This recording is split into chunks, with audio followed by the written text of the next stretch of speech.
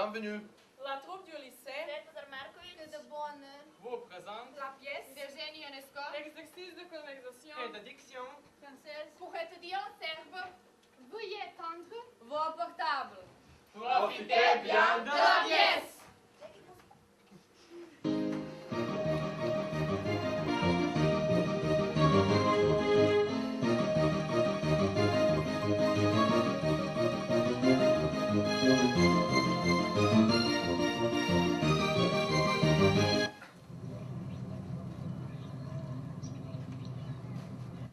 Oh, bonjour Marie-Jeanne.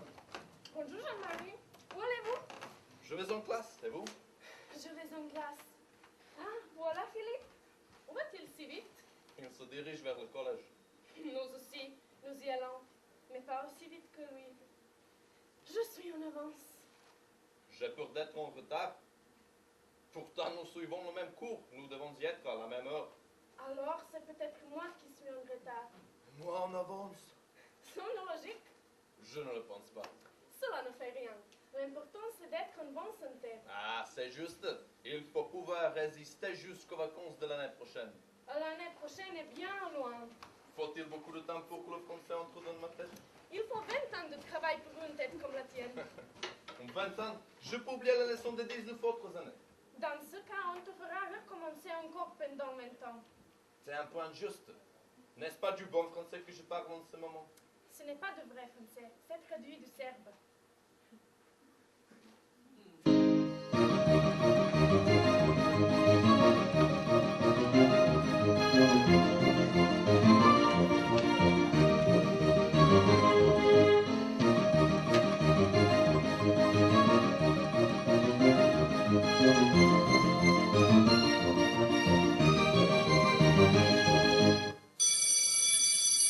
Bonjour messieurs, bonjour mesdemoiselles.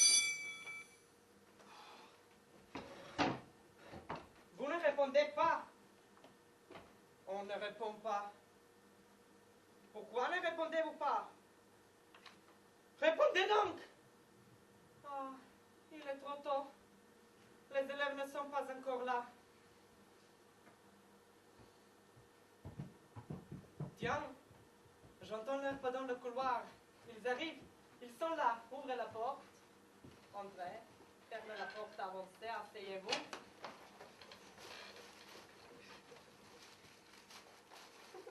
Silence! Je fais l'appel. Jean-Marie. Présent. Dites-moi, Jean-Marie, comment vous appelez-vous? Je m'appelle Jean-Marie. C'est juste. Vous me comprenez. Vous êtes un garçon intelligent.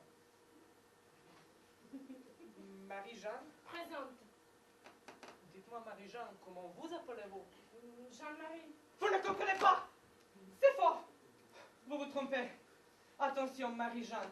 Dites-moi comment vous appelez-vous? Je m'appelle Marie-Jeanne. C'est mieux. Ne vous trompez plus. Cela suffit pour aujourd'hui. Levez-vous. Sortez. Allez manger.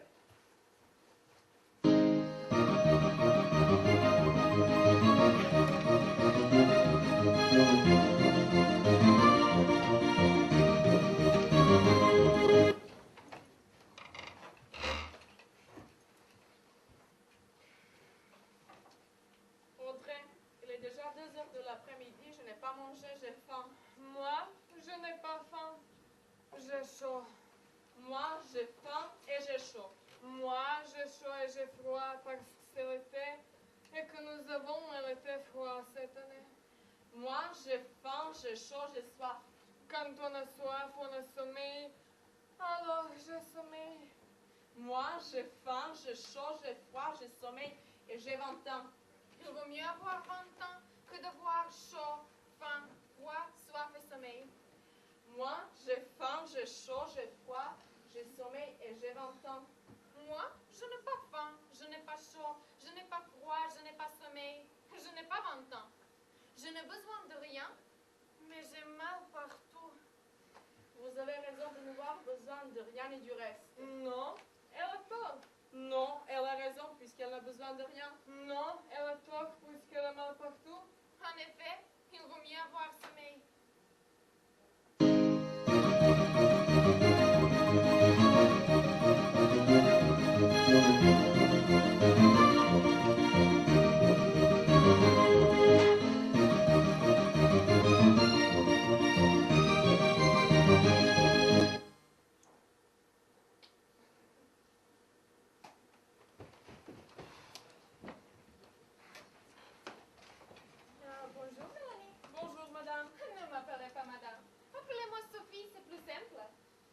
Après tout, je ne suis pas beaucoup plus âgée que vous.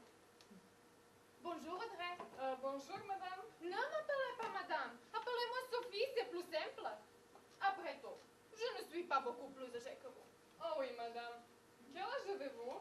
Moi, j'ai seulement 17 ans. Dans 17 ans, vous en aurez le double. Oui, dans 17 ans, j'aurai 26 ans. Ce n'est pas vrai, madame. Pardon, Sophie. Dans 17 ans, André aura 34 ans. Vous êtes très forte en calcul mental.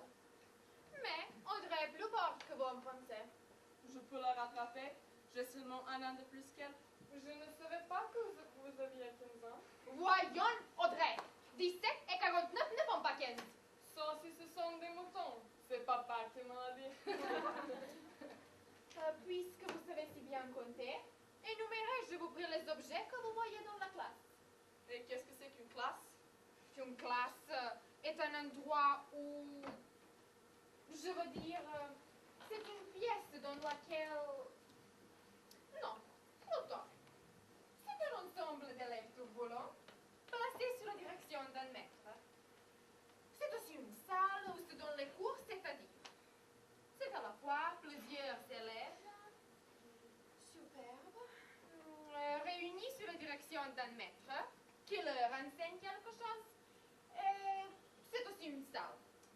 Mais une classe ne peut pas être deux choses à la fois. Est-ce qu'Audrey peut être à la fois une fille et un crocodile? Vous me posez des questions embarrassantes. Je vais tâcher d'y réfléchir. Énumérez donc les objets que vous voyez dans la classe. Bon. Je vois le pupitre, l'estrade, la chaise, 3 fenêtres à ma gauche, la même à votre droite, une porte qui se trouve derrière moi et devant vous. Ainsi, la même chose peut se trouver dans 2 endroits différents en même temps. Continuez. Un professeur, Où est donc le professeur? là devant moi, le professeur c'est vous. C'est exact. Je ne me voyais pas. Continuez. Il y a encore une craie, un tableau noir, des livres, des cahiers, des crayons, des stylos, des encriers, des crayons à billes, une lampe, une éponge, un dictionnaire, une pendule et les élèves et moi, Mélanie. Il y a aussi 4 murs qui entourent la classe, un clocher sous nos pieds, un plafond au-dessus de nos têtes. Et que fait-on dans une classe? Questions orales, questions écrites, lecture à voix haute, dictée, composition, examen, chahut. Ce n'est pas tout d'accumuler des mots en vrac. Il faut en faire quelque chose. Quoi, madame? Que peut-on faire avec des mots en vrai? Avec les mains, on peut faire des phrases. Croyez-vous que ce soit indispensable? Que je le crois profondément. Alors, puisque vous le désirez, je vais tâcher de faire des phrases, mais je n'aime pas en faire. Pourquoi n'aimez-vous pas faire des phrases? Parce que les phrases, ce sont des paroles emphatiques et vides. C'est écrit dans le dictionnaire Larousse. Le dictionnaire Larousse dit aussi que les phrases sont des assemblages de mots qui nous ont un sens complet. Je ne suis pas d'accord avec votre définition. Pourquoi n'êtes-vous pas d'accord avec ma définition? Pourquoi n'êtes-vous pas d'accord avec sa définition? Parce que les phrases ne peuvent pas présenter un sens complet tout en étant vides de sens. Vous nous créez des difficultés. Si vous ne voulez pas faire des phrases avec les mots que vous devez apprendre aujourd'hui, je vous donnerai une mauvaise note. Bien, Sophie, je vais essayer. Le pupitre est dans le cahier. Le professeur est dans la poche du gilet de la montre. Le tableau noir écrit la copie sur le maître. La craie efface l'éponge. Le corridor et la cour se trouvent sur la chaire. Et l'estrade se trouve dans la récréation. La craie est au plafond. La fenêtre sur le plancher.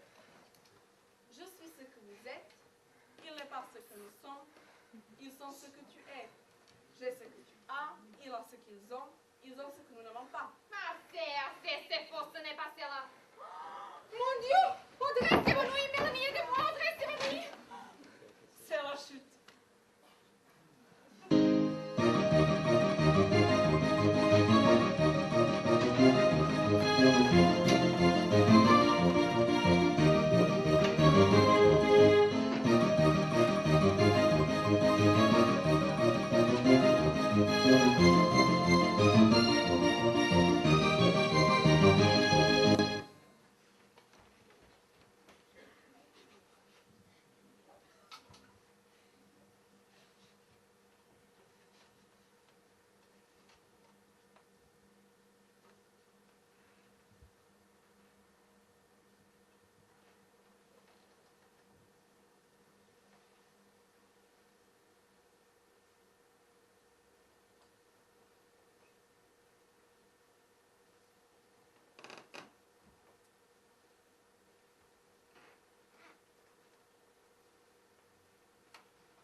Bonjour, docteur.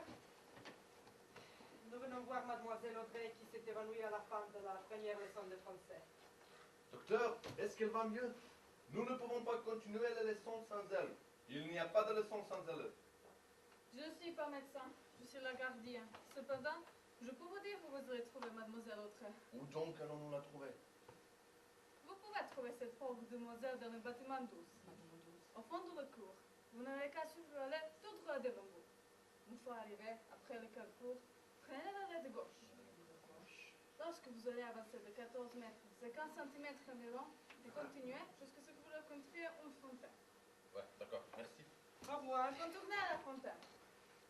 Revenez sur le pas, faites 13 mètres, 10 cm, 2 mm. Vous prenez la petite lettre de gauche. Ensuite, tournez à droite, à gauche, à droite, à gauche. Puis, vous essayez de marcher droit devant vous jusqu'à ce que vous trouviez un peu de barre vert sur laquelle vous essayez 5 minutes jusqu'à ce que le vertige passe. Ces péteux de barque est encore trop fraîche, ne vous asseyez pas. De là, face au couchant, vous vous avancez. À votre gauche, vous apercevrez un sentier bordé de vertière, un second sentier bordé de jasmin. Il ne faut prendre ni l'un ni l'autre. Vous en prenez un troisième, bordé d'un côté de jasmin et lequel la tulipe, de l'autre côté bordé de jasmin et lequel la tulipe. Avancez sans tourner la tête ni à droite ni à gauche. En vous tenant bien au milieu du chemin, jusqu'au moment où vous rencontrerez un membre du personnel de l'hôpital, un malade, un touriste, un jardinier, un moine, un joint. Si vous avez la chance de trouver cette personne avant l'heure de fermeture de l'hôpital, il y a encore temps de rendre visite à votre ami sur place. Sinon, revenez demain à bonne heure avec un point de notre paquet de l'hôpital. Je vous rendre le plan pour le scan, c'était 14 000 francs de pouvoir. Qu'en pensez-vous, Jean-Marie? Achetons le plan. Nous reviendrons demain matin de très bonne heure. Madame la gardienne, je veux bien acheter le plan. Il est un peu cher. Pourriez-vous pas nous faire une petite réduction? Vraiment, mal au pouvoir. Je vous serai moi-même pour 14 000 francs. Et c'est quand c'était ma direction. D'accord, Madame la gardienne. Voici les 14 000 francs en billets, tout l'honneur de la Banque de France. Tout. Merci, monsieur. À demain. À demain matin. Salut. Elle me revient cher cette visite à l'hôpital. Combien de leçons de français dois-je donner pour entrer dans mes frais? J'augmenterai les honoraires de mes leçons.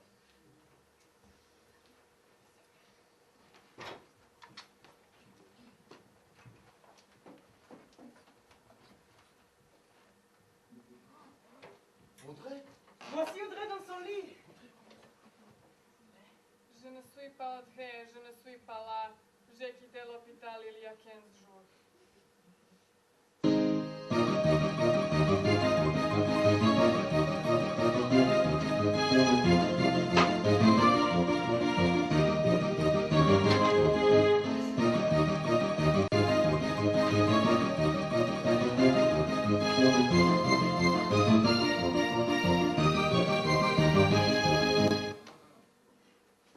Dites-moi, Mélanie, que doit faire un bon élève? Un bon élève doit arriver à écrire vite et à l'encre et il doit arriver à l'heure. Et que signifie arriver à l'heure? J'arrive à l'heure quand il est trop tôt. Non. Je suis à l'heure quand il est trop tard. Non, madame, c'est faux. On est à l'heure quand on est ni en avance ni en retard. Je croyais qu'on était à l'heure quand on était à la fois en avance et en retard. Voyons, Mélanie, aujourd'hui, êtes-vous venu en avance ou en retard? Trop tôt ou trop tard? Avez-vous dû attendre longtemps avant d'entrer? Ou est-ce que c'est moi qui ai dû vous attendre longtemps? Ainsi que je le fais tous les jours, tous les matins, tous les ans, en pleurant.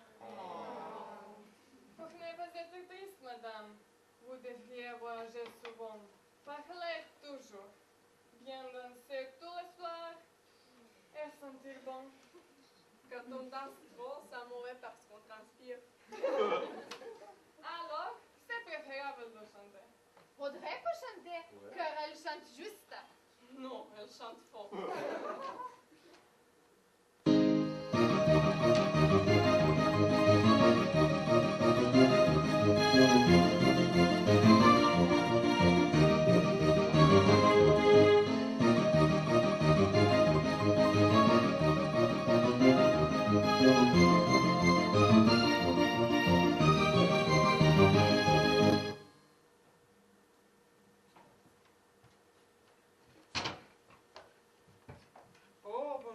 Marie. Bonjour, monsieur.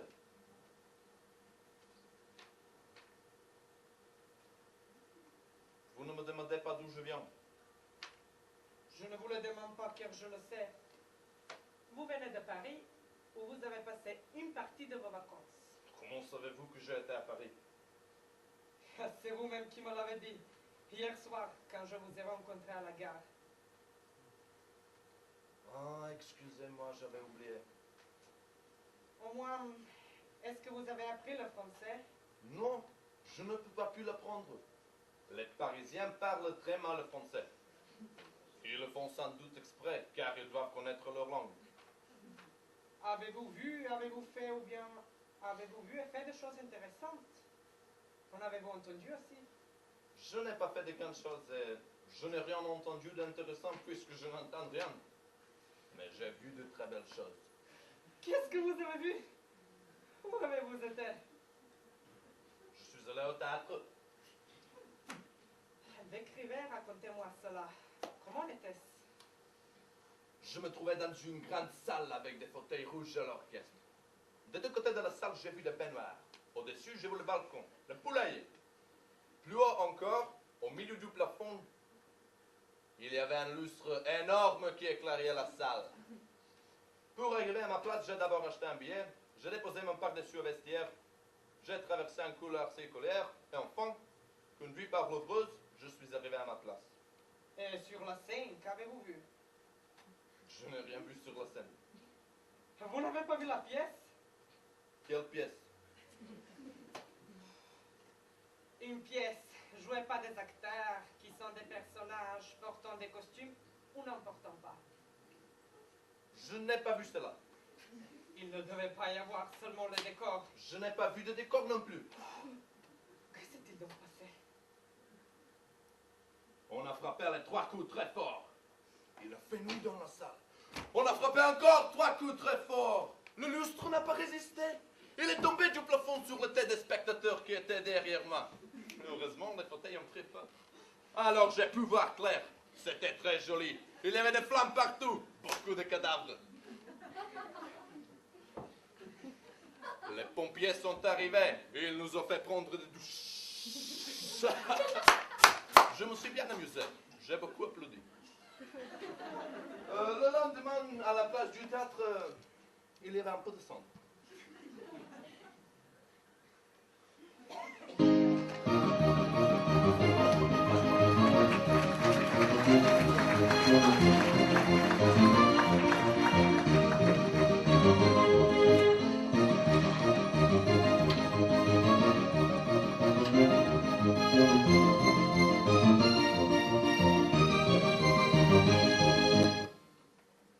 Suivant.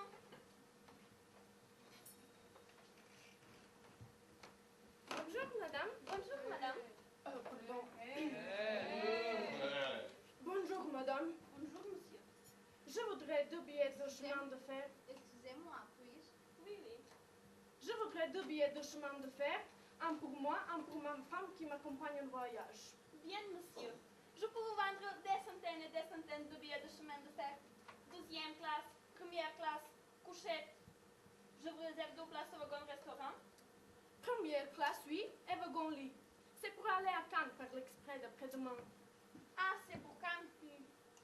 Voyez-vous, j'aurais pu facilement vous donner 2 billets, tant que vous en auriez voulu pour 2 directions en général. Dès que vous précisez la destination et la date ainsi que le train que vous voulez prendre, cela devient plus compliqué. Vous me surprenez, madame. Il y a des trains en France. Il y en a pour Cannes. Je l'ai déjà pris moi-même.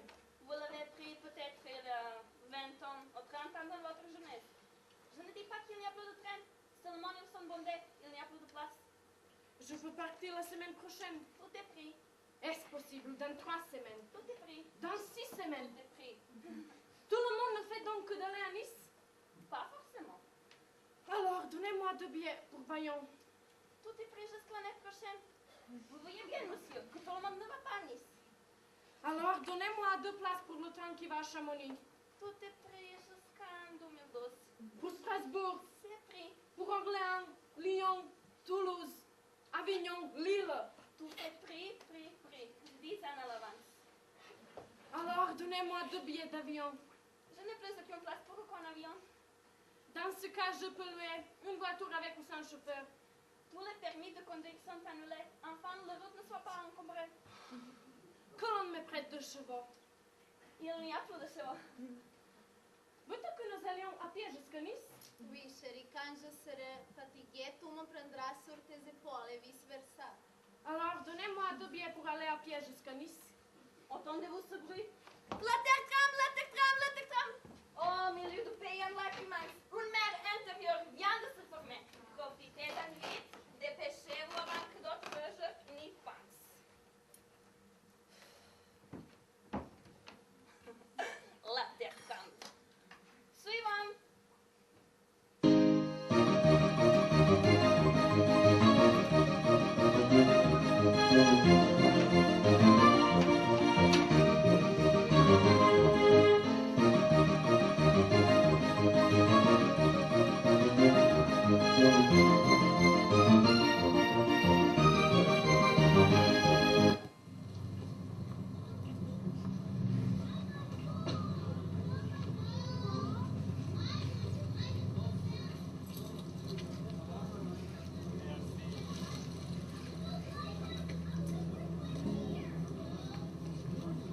Que fais-tu la toupie dans le sable?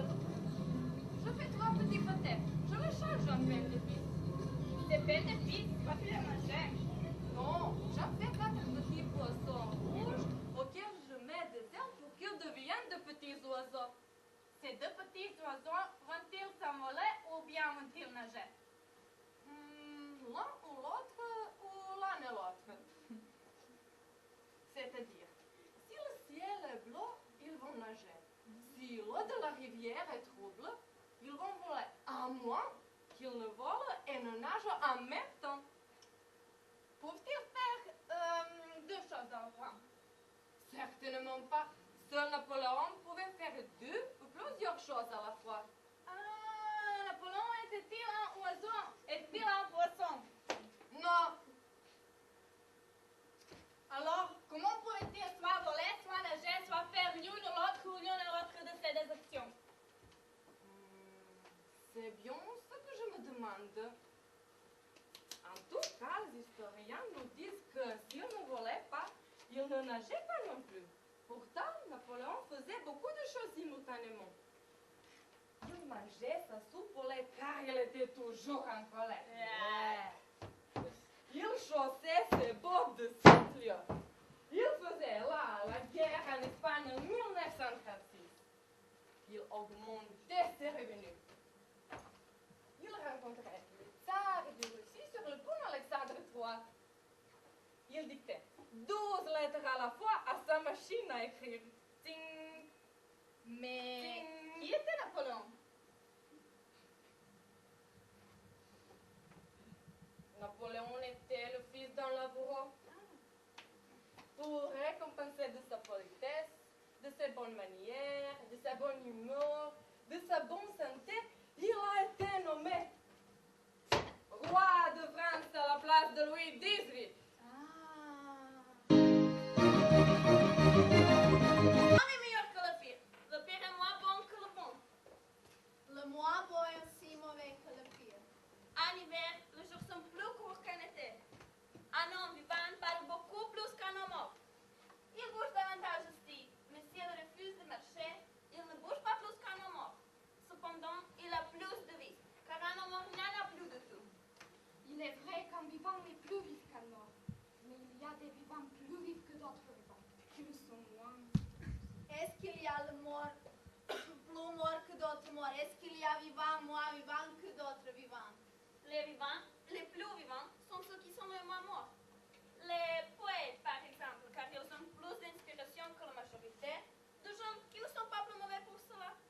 Les vivants s'aperçoivent qu'en hiver, il fait moins chaud qu'en été, qu'en automne, il pleut plus qu'en été, que ce printemps-ci, il fait meilleur que le printemps dernier, que le ciel est plus clair, c'est-à-dire moins nuageux. Généralement, c'est au printemps ou en été que les hommes, les femmes, les enfants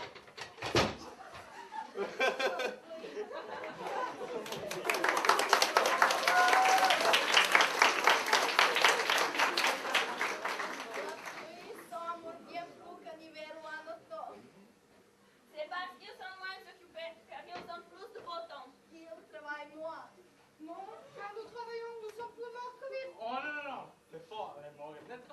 ils sont moi vivant et moi vivant.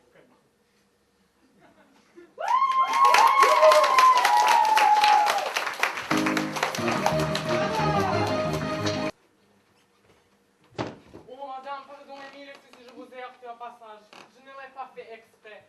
La faute en est à la cour. Vous ai-je fait mal? Pas du tout, monsieur. Ce n'est rien. Ne vous excusez pas et ne me demandez pas pardon. Vous m'avez tout juste un peu frôlé de coude. Pardon Ce madame. n'est rien.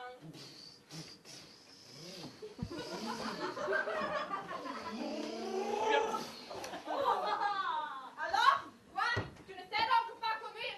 Espèce d'imbécile, tu vous fais inscrire dans la tour avec la tienne. Pourquoi me tutoyez-vous, madame? Je ne vous connais pas. Tout vient de la gauche, je viens de la droite. C'est à moi de passer. On n'est pas en Angleterre. Je ne connais pas le code de la route. Par-dessus le marché, tu discutes. Ça ne connaît même pas le code de la route et ça discute. Où donc as-tu ton permis de conduire? L'as-tu trouvé dans une pochette surprise? Et toi, dans la poubelle autour d'eau, au bistrot ou quoi? Dans le salade de betterave, dans le champignon. On voit que toi, hérité de ton grand-père, c'est permis de pousser la brouette. Tu ne l'as même pas touché, ta bagnole. Non, mais tu aurais pu. T'es de l'art. Crétin, t'es de l'art. Fais de l'art. Crétin. Oh madame, je vois que vous palissez. Je vous ai fait mal, avouez. Oh, je suis impardonnable, madame. Ce n'est rien, je vous assure.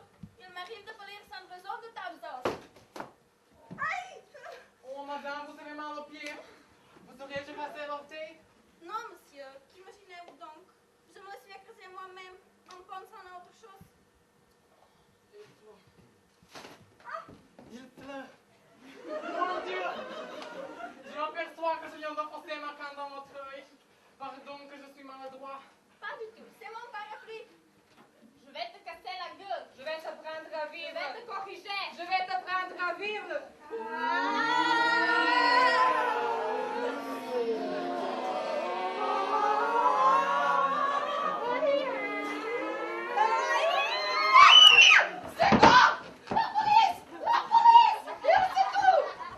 Oh madame, votre œil est crevé. Oh madame, je vous ai vraiment fait mal.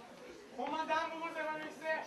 Pas du tout. Je rêve, je fais semblant. Mon Dieu, elle s'évanouit. Elle tombe dans mes bras. Aidez-moi à la soutenir un peu long. Alors, empêchez-le de chauffer que ce ventre vont se tuer. Mêlez-vous de ce qui vous regarde, madame, ou bien je vous arrête.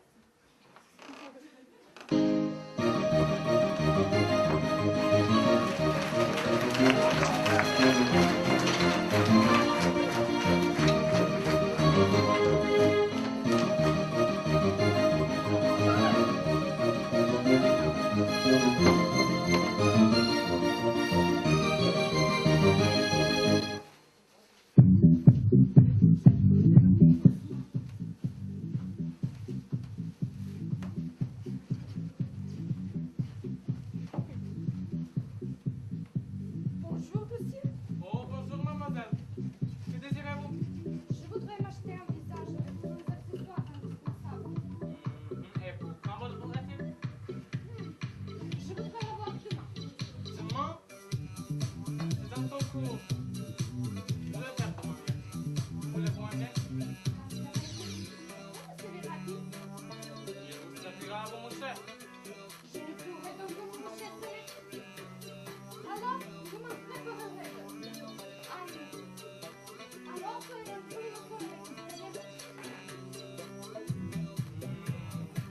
Ok, je vais vous préparer un petit désir. bien. Croyez-vous que je vais en avoir vraiment besoin? Ah, c'est bon. Rien n'est plus cher. Il vous en faudra en moins d'heures et ils seront nécessaires pour le clinique. C'est-à-dire, je vous en formerai un pendant que vous serez de l'autre. Saurais-je le faire? Je vais pas me tromper.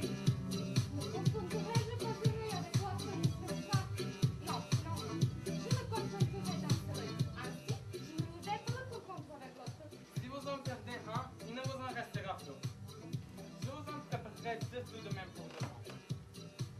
Je mettrai de chaque côté du nez. Ou plutôt, ce sont vos deux nez qui ancrent devant vos yeux. Oui. Serais-je belle aussi? Vous serez très belle, mais vous serez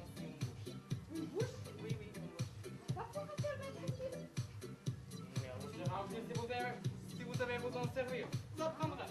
Avec la bouche, vous parlerez, vous embrasserez, vous respirerez, vous mangerez, vous marcherez, vous casserez vos dents et vous boucherez le trou. Je saurais faire tout cela.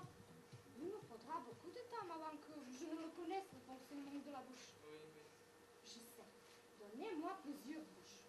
Une bouche qui mangera, une bouche qui embrassera, une bouche qui mâchera, une bouche qui marchera, et aussi une bouche qui bouchera. Pour le mettre vous, vous n'aurez pas de place sur le visage. Mon visage sera-t-il si petit que cela? Oui, mademoiselle, une seule bouche vous suffira, car c'est la bonne bouche que vous aurez. Quand vous aurez besoin d'une seconde bouche, vous irez le trouver chez le boucher. Et quand j'aurai ce visage, est-ce que je vais pouvoir me marier? Pas encore. Il vous faudra aussi un menton, simple ou double, un front, des oreilles pour dormir et un menton pour mentir à votre mari.